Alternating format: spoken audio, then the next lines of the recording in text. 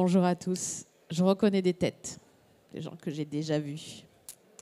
Je me présente pour ceux qui ne me connaissent pas. Je m'appelle Sabrina Fajot.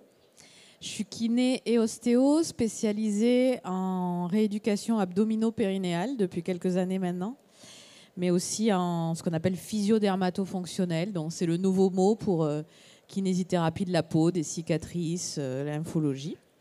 Donc je prends particulièrement en charge des femmes et encore plus des femmes autour de la douleur pelvienne chronique. C'est un peu ma spécialité. Donc vous m'entendez souvent parler d'endométriose parce que c'est un lien avec la douleur pelvienne, mais toutes les douleurs pelviennes n'ont évidemment pas de rapport avec l'endométriose. La particularité de cette présentation, c'est que c'est un sujet vaste et complexe, la douleur pelvienne, donc faire court en 20-25 minutes, c'est un peu complexe. Par contre, j'avais envie d'axer sur la place de la kinésithérapie vraiment dans la douleur pelvienne, parce qu'on a vraiment notre place. Déjà, pour faire un petit sondage à main levée, qui c'est qui prend en charge des douleurs pelviennes? Ok, on a quelques-uns. Qui c'est qui pense ne pas en prendre en charge, mais qui prend des douleurs de bassin en charge? Ouais. Donc en fait, vous êtes quand même confronté à la douleur pelvienne assez régulièrement, plus que la douleur pelvienne, c'est la douleur du pelvis, du petit bassin, et ça peut être aussi par voie externe que par voie interne. Donc en fait, c'est toutes les douleurs de ce qu'on appelle chez nous la ceinture pelvienne. Là où les choses vont commencer à être complexes, c'est déjà par rapport à la définition de la douleur. On sait que la douleur est subjective, qu'elle dépend de chaque personne. Ça, c'est acté depuis 2020. Mais ce n'est pas parce que toute douleur est légitime et subjective qu'on la met d'un côté et puis qu'on attend. Nous, notre rôle, c'est de savoir si c'est important, si c'est urgent et qu'est-ce qu'on en fait. Donc, dans les douleurs pelviennes, il y a cette notion déjà de aigu ou chronique. On va de plus en plus vers l'accès direct. Donc, je vous rappelle qu'on a déjà l'accès direct, ce qui signifie qu'on peut voir les patients sans ordonnance. Ça, c'est dans tous les établissements de santé, ou si vous travaillez dans un milieu hospitalier, si vous travaillez en EHPAD, mais si vous travaillez aussi en maison de santé professionnelle, organisée comme telle, en MSP. Dans certaines CPTS, pas toutes les CPTS, mais il y a de plus en plus de départements qui sont en train de faire des essais. Et dans les ESS, donc les établissements de soins spécialisés, c'est la même chose qu'une CPTS, c'est-à-dire que c'est explosé sur le territoire, mais le médecin référent est un spécialiste. Typiquement, en gynécologie, ça peut être un gynécologue qui est au sein de cette ESS avec des kinés, des sages-femmes, des diététiciens, etc. Donc, partant du principe que de toute façon, on a l'accès direct et c'est en vocation de se généraliser, et que de toute façon, quand on a une ordonnance pour une rééducation périnéale pour douleurs pelviennes ou pour rééducation de douleurs de hanche ou rééducation de douleurs lombaires, les bilans qu'on fait nous amènent de toute façon à hiérarchiser la douleur et parfois à rediriger, parfois à ne pas rediriger. On peut considérer que de toute façon, on fait de l'accès direct. Et on a une place qui va aller de plus en plus vers ça. Donc ce qui est important, c'est effectivement de quantifier la douleur et de classifier la douleur entre aiguë ou chronique. Sur les douleurs aiguës pelviennes, on ne va pas pouvoir faire grand-chose à proprement parler, surtout s'il n'y a pas de diagnostic différentiel, mais surtout rediriger. Et les red flags, on va dire, en douleur pelvienne aiguë, ils vont être un petit peu différents à partir du moment où on touche au viscéral que les red flags dont on a l'habitude, très neurologiques et musculaires, parce qu'en fait, ça va être principalement des saignements, donc des saignements en douleur des règles par le vagin ou par l'anus, c'est une urgence, d'accord? On redirige dans tous les cas. Des douleurs violentes, je vous rappelle que les douleurs de règles ne sont pas normales, donc une douleur de règles aiguë peut être une douleur pelvienne aiguë. Après, c'est maltraité dans la médecine actuelle. On entend trop souvent que c'est normal et il n'y a pas de prise en charge. C'est une autre problématique. Mais vous, votre rôle, c'est de savoir que ce n'est pas normal et d'impliquer la patiente ou de lui donner de la force, en tout cas, pour sa prise en charge. Et ça va principalement s'arrêter là. Mais une douleur handicapante et invalidante et un saignement, voire de la fièvre. Évidemment, on n'a pas l'impression d'avoir ça régulièrement dans nos cabinets, mais avec l'accès direct, ça peut arriver. Donc moi, je vous ai dit, je suis kiné ostéopathe. Je suis ostéopathe depuis 13 ans, donc je vois des gens en accès direct depuis 13 ans. Assez rarement, mais quand même, on peut se retrouver avec de l'urgence plus ou moins vitale ou de l'urgence chirurgicale, qui est une grossesse extra-utérine, une torsion ovarienne, une torsion testiculaire. Et donc, il faut savoir faire un minimum de diagnostic différentiel pour savoir déjà si on garde ou si on redirige le patient. Et si on redirige le patient, est-ce qu'on le redirige en urgence ou est-ce qu'on le redirige pour un second avis, mais qu'on le garde quand même, avec un second avis à une semaine, 15 jours par exemple, un second avis rapide. Pas juste une prise en charge où il faudra aller voir d'autres professionnels de santé, parce que ça, c'est presque égal à douleur pelvienne. Pourquoi c'est presque égal à douleur pelvienne? Parce que quand on parle de douleur pelvienne, on parle de douleur urologique, d'accord? Urètre, vessie. On parle de douleur gynécologique, à l'intérieur du vagin, certes, mais ça peut être l'utérus, ça peut être les trompes, ça peut être les ovaires. On parle de douleur anorectale. Parfois gastro-entérologique, c'est un peu plus haut, c'est un petit peu au niveau de l'abdomen, mais les patients peuvent s'en plaindre. On parle de douleurs musculo-squelettiques, on parle de douleurs neurologiques, on parle de douleurs vasculaires. Et on est au cœur de la problématique et au cœur du sujet, c'est que c'est compliqué. D'accord?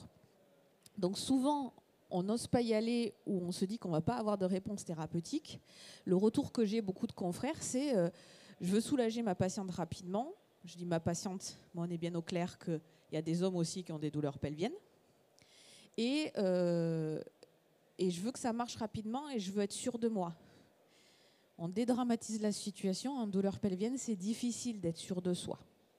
Parce qu'en plus, comme on parle de l'interne, il y a un capteur de bilan qu'on n'a pas, c'est les yeux. D'accord? On n'a que la clinique et parfois nos mains. Alors que quand on observe un corps habituellement, on a en plus les yeux, le mouvement, voilà. Donc on a des éléments de diagnostic en moins qui peuvent nous rendre la chose encore plus complexe. Donc une fois qu'on sait ça, déjà on dédramatise la chose, mais par contre on s'assure et ce que j'aimerais que vous reteniez, c'est qu'en fait vous avez des capacités et vous avez des solutions pour les patientes et qu'elles sont en attente de ça. Alors, je féminise beaucoup. Les derniers chiffres qui sont sortis en 2021, c'est que 40% des femmes auront dans leur vie des douleurs pelviennes. Auront ou ont eu. Ça sous-entend aussi les douleurs de règles dans ces 40%. Mais même si on enlève les douleurs de règles, on a quand même beaucoup de douleurs pelviennes, plus qu'on ne croit. Et chez les hommes, c'est encore plus tabou, donc on a quand même beaucoup de mal à avoir un chiffre. Okay?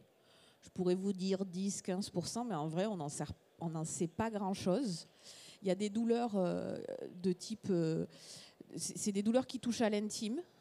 Et autant c'est tabou chez tout le monde, mais chez les hommes, c'est encore plus tabou. D'accord? Et une particularité aussi des douleurs pelviennes, c'est circonstancié.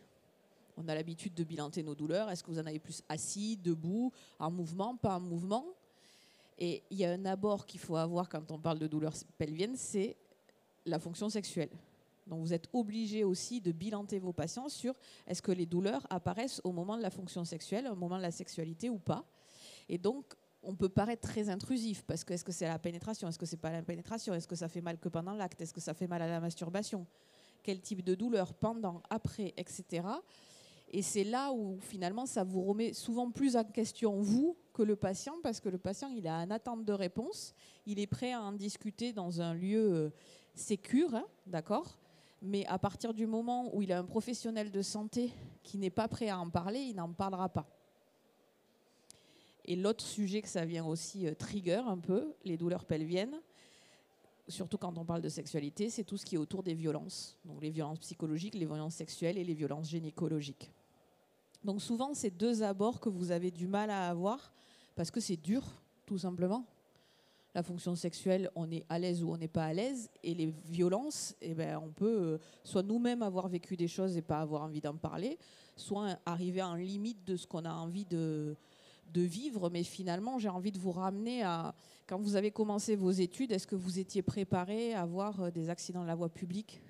Est-ce que vous étiez préparé à avoir des fractures? Est-ce que vous étiez préparé à avoir des pathologies neurologiques invalidantes? Je ne crois pas. Je crois que personne n'y est préparé. Et ben, je pense qu'il faut avoir cette même réflexion sur les violences sexistes et sexuelles, sur les violences intrafamiliales.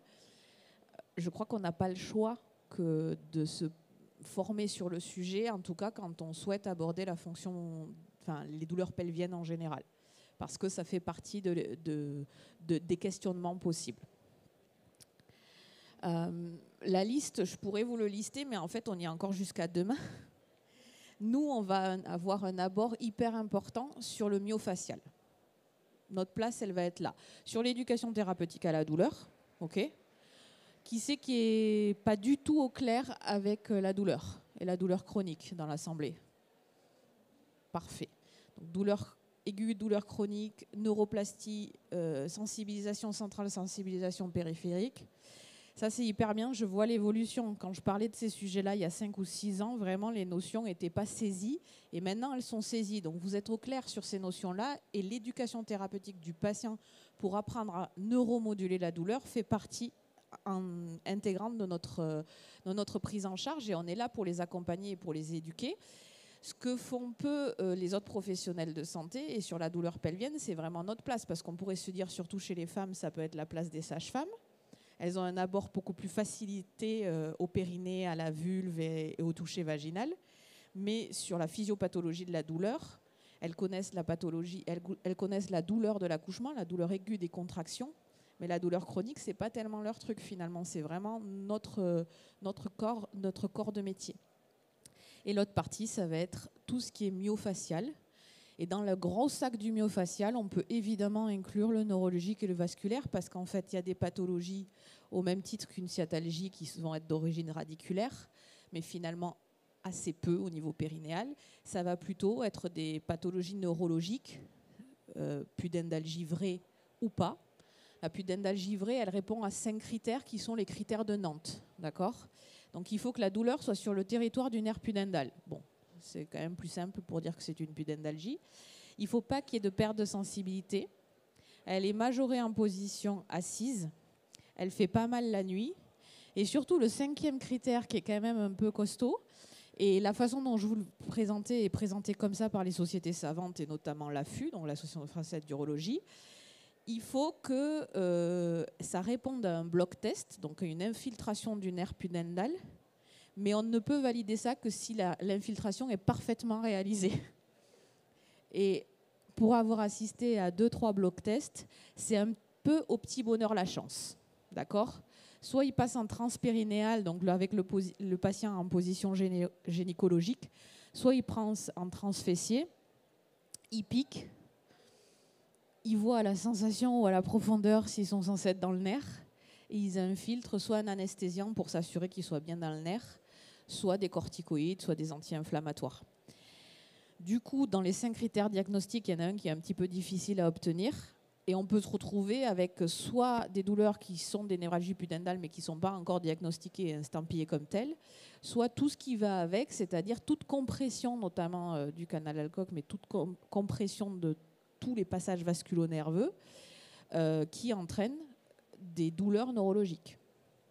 Et puis tout ce qui est un peu douleurs neurologiques factices, donc c'est toutes les douleurs d'irradiation, notamment tout ce qui réagit au trigger point et au point gâchette. D'accord ? Donc c'est sûr que les tableaux cliniques, ils ne sont pas très clairs. Ils sont rarement très très clairs en douleur pelvienne. Par contre, ce que vous avez, c'est tous les outils manuels. Même si pour neuromoduler la douleur, on va permettre de faire de l'activité physique, on va les remettre en mouvement, la thérapie manuelle reste le meilleur outil à l'heure actuelle pour les aider, et notamment la thérapie manuelle en interne. Alors on aura plus facilement d'abord chez les patientes que chez les patients, en interne forcément, c'est plus compliqué chez les hommes, mais c'est un outil thérapeutique important. Pourquoi j'insiste et j'en parle? Parce qu'en fait, nos patientes se dirigent du coup vers d'autres professionnels qui sont les ostéopathes. Donc, c'est interdit. Légalement, ils ne peuvent pas faire de l'ostéopathie intrapelvienne. Ça veut dire que si le patient porte plainte, ça va en justice et ils perdent forcément, puisque ça s'appelle un viol médical et que du coup, légalement, c'est pas défendable. Mais dans les faits, il y a des ostéopathes qui sont formés à ça, qui n'ont légalement pas le droit, mais qui sont pour le coup assez légitimes parce qu'ils maîtrisent la thérapie manuelle. Et surtout, les patientes y vont parce que ça les soulage. Donc on se retrouve sur un truc un peu bancal où on a des professionnels de santé qui font des trucs qu'ils n'ont pas le droit de faire et en face des patientes qui sont en demande parce que nous, kinésithérapeutes, on ne se saisit pas de cet outil thérapeutique qu'on a, qui est la thérapie manuelle au sens large, donc thérapie manuelle articulaire, thérapie manuelle tissulaire, thérapie manuelle de trigger point, levée de tension, point gâchette, contractaire lâché, massage, d'accord ? Tout ça, on peut tout faire en interne. Et on ne s'en saisit pas, soit parce que on a la petite lumière de c'est pas trop EBP, est-ce que c'est prouvé, est-ce que vraiment ça marche ? Et l'autre petite lumière, donc c'est de l'interne, je ne suis pas méga à l'aise, est-ce que j'ai le droit ? Oui, vous avez le droit sur 2 prescriptions, rééducation périnéale, d'accord ? Et rééducation lombosacrée.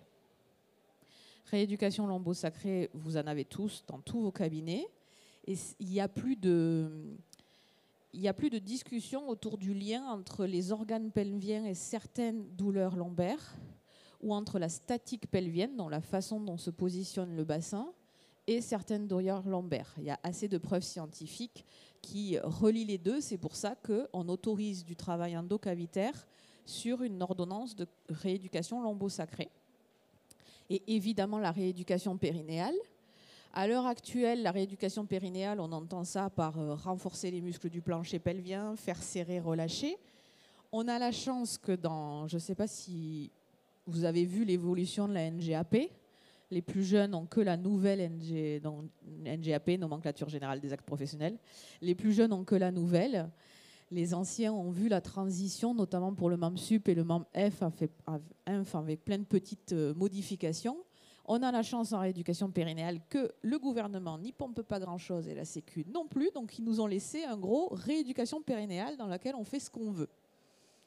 Quand bien même ça devrait évoluer, nos sociétés savantes feront entendre notre voix pour qu'il y ait un item pour la douleur pelvienne et pour les douleurs périnéales. Donc, vous avez légalement le droit de faire de l'interne. Ce qui va juste vous être demandé, c'est de faire un bilan comme tout le reste, pour pouvoir prouver que la démarche en interne est justifiée, que vous ne l'avez pas fait juste parce que vous en aviez envie, évidemment. Et la demande de consentement clair et éclairé. Libre et éclairé, pardon. Donc on préférera faire signer une demande de consentement au patient pour être dans les clous de la loi. Mais à savoir que si de toute façon la patiente estime que le geste était déplacé, ce n'est pas parce qu'un papier a été signé que ça vous défend. Ça prouve juste que vous lui avez demandé le consentement. Et à savoir que si vous avez un abord de la patiente qui est correct, si vous êtes dans de bonnes conditions, l'effet contextuel sur l'endocavitaire est plus qu'important. Évidemment que vous n'allez pas faire de l'endocavitaire au milieu d'un plateau technique. Mais vous n'allez pas non plus le faire dans une cabine avec un rideau qui ferme mal. D'accord ? Donc évidemment qu'il faut une cabine qui ferme, un endroit avec de l'hygiène, sécurisé, un minimum insonorisé et apporter à la patiente une certaine sécurité pour qu'elle se sente à l'aise dans ce toucher-là, mais aussi votre savoir-être. D'accord ? On est sur une technique qui nécessite plus de savoir-être que de savoir-faire presque, ou au moins 50-50. Et dans ces choses-là, vous vous retrouvez avec une certaine sécurité de faire de l'endocavitaire. Il y a toujours des choses qui sont opposables, mais majoritairement, ça ne sera pas opposable. Donc, vous pouvez vous servir de cet outil pour soulager les patientes qui auraient des douleurs pelviennes. D'accord ? Il est quand même plus aisé pour faire de l'endocavitaire chez des patientes douloureuses ou chez des patients douloureux d'être un minimum formé en pelvipérinéologie et un petit peu en douleur pelvienne. C'est-à-dire que je promeus beaucoup le périnée. Dans la kiné classique, j'adore parler des abdos et du périnée. Je fais des conférences toutes les années à Rééduca sur les abdos et le périnée. Je valorise le fait qu'on travaille qu'on puisse faire des choses sans travail endocavitaire. En douleur pelvienne, ça va être la limite. D'accord ? Demain, au même endroit, je donne une conférence sur la périnéologie sans les mains, bonne ou mauvaise idée. Parce que effectivement, sur la douleur pelvienne spécifiquement, faire de la périnéologie sans les mains, on va être limité. Faire des étirements, faire de la mobilité, faire de l'éducation thérapeutique du patient, à un moment donné, ça ne va pas suffire. Il faut y mettre les mains, mais dans certaines conditions. C'est-à-dire qu'effectivement, si vous ne faites pas du tout de périnéologie, ça va être un petit peu plus compliqué. Et c'est aussi un message que je voulais vous passer qui était important. C'est-à-dire que si vous êtes kiné classique et que vous êtes embuté avec des douleurs pelviennes, que vous travaillez en externe, en thérapie manuelle, en remise en charge progressive, en faisant de l'activation musculaire, en faisant des étirements, n'hésitez pas à vous rapprocher de quelqu'un qui fait de la périnéologie pour accompagner vos patientes. Parce que le pluridisciplinaire dans la douleur pelvienne, il est là. Il est entre évidemment le médecin généraliste, les sages-femmes, le gastro-entérologue, l'urologue, le gynécologue, le chir digestif, le médecin de la douleur. Tout ça, c'est des gens qui interviennent dans la douleur pelvienne, parfois le neurologue ou le chir vasculaire, le kinésithérapeute, et même en kinésithérapie, on peut faire du pluridisciplinaire parce que vous n'aurez pas toujours toutes les réponses thérapeutiques, que ce soit des techniques que vous connaissez ou que ce soit des machines que vous avez à disposition ou de l'organisation de votre cabinet, par exemple. Okay. Qui c'est qui est formé en périnéologie? Parfait. C'était à peu près les mêmes pour la douleur pelvienne. Je vais passer un temps de réponse aux questions plutôt que de continuer à dérouler comme ça. Est-ce que vous avez des questions? Est-ce qu'il y a des choses qui vous gênent dans l'approche de la douleur pelvienne? Parce que demain, vous avez des douleurs pelviennes et vous y allez et vous avez réponse à toutes vos questions.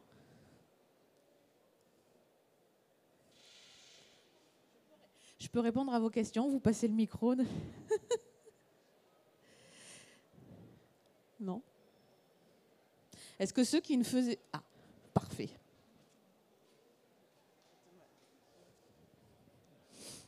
Bonjour. Oui. Je voulais savoir si la kinésithérapie pouvait faire quelque chose concernant les douleurs pelviennes dues aux règles, surtout voilà, pour les règles, autour des règles. Bien sûr. Alors, les douleurs pelviennes, les douleurs de règles, comme on dit classiquement, qui sont effectivement en général dans le bas-ventre ou dans le pelvis, voire dans le dos. Comme je l'ai dit au tout début de la conférence, déjà, elles ne sont jamais normales, même si elles sont normalisées par le corps médical. On va essayer de savoir ce qu'il y a.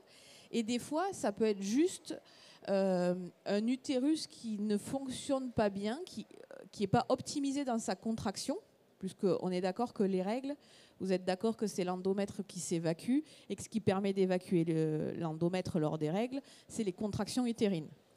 Donc l'utérus, il est retenu par les ligaments utérosacrés à l'arrière, il est un peu replié sur lui-même au niveau du vagin, et il a les trompes qui sont par là, qui bougent, etc.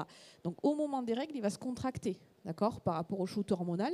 S'il y a une tension, s'il y a une adhérence faciale, s'il y a un ligament un muscle qui est un peu spasmé, voilà. Je fais l'utérus dans le bassin. J'ai un puborectal, un obturateur interne ici, pareil de l'autre côté, mon petit ligament, un rectum derrière, une vessie devant. J'ai une tension ici qui me tire par là et qu'au moment de la contraction, en fait, je perds un peu en mobilité de ce côté. Forcément, tout travail en thérapie manuelle interne, où on va faire lâcher les tensions, on va redonner de la mobilité là où ça adhère, ou là où c'est en perte de mobilité, va faire que ta contraction utérine, elle sera de meilleure qualité.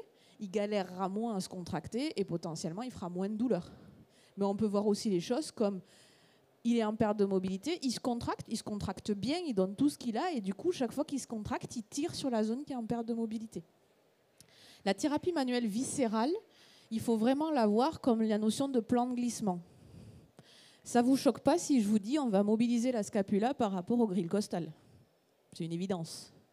Les organes, les uns par rapport aux autres, ils ont besoin de se mobiliser aussi.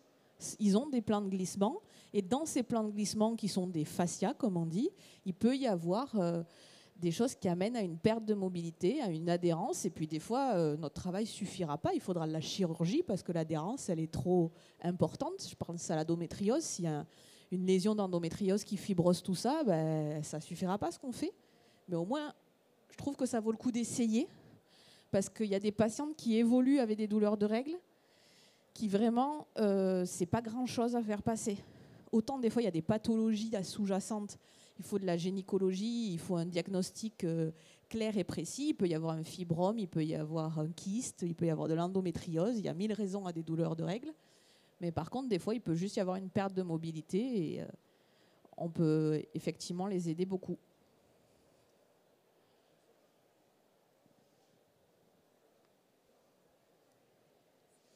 Du coup, la question que je voulais vous poser, pour ceux qui ne font pas de douleurs pelviennes, est-ce que j'ai allumé une petite lumière et vous vous dites, allez, la semaine prochaine, si je pose un peu plus de questions, j'essaye de voir les patientes que je peux aider.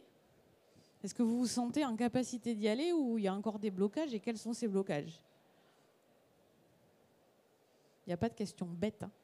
Je peux faire moi des réponses bêtes, mais vous, si vous ne savez pas, c'est OK.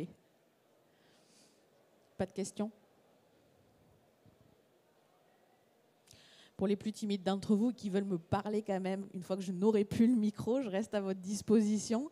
Je bouge vers l'espace talent, juste à côté. Donc vous pouvez me suivre et on peut discuter ensemble.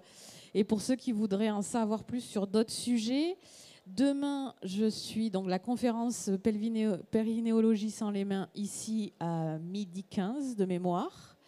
À 15h, endométriose. Donc là, on va focus sur l'endométriose. Et à 15h45, je fais un atelier abdos et périnée, donc un atelier hyper pratique à l'espace atelier. Donc si vous voulez me retrouver. Et je ne l'ai pas dit au début, en plus de mes multiples casquettes kiné, ostéo et formatrice à l'ITMP, je suis aussi créatrice de contenu pour ceux qui ne me connaîtraient pas et qui voudraient avoir plus d'infos ou des supports de vulgarisation pour les patients. Vous pouvez me retrouver sur les réseaux sociaux au nom de SAB comme Sabrina et Santé comme la santé, SAB Santé. Merci à vous.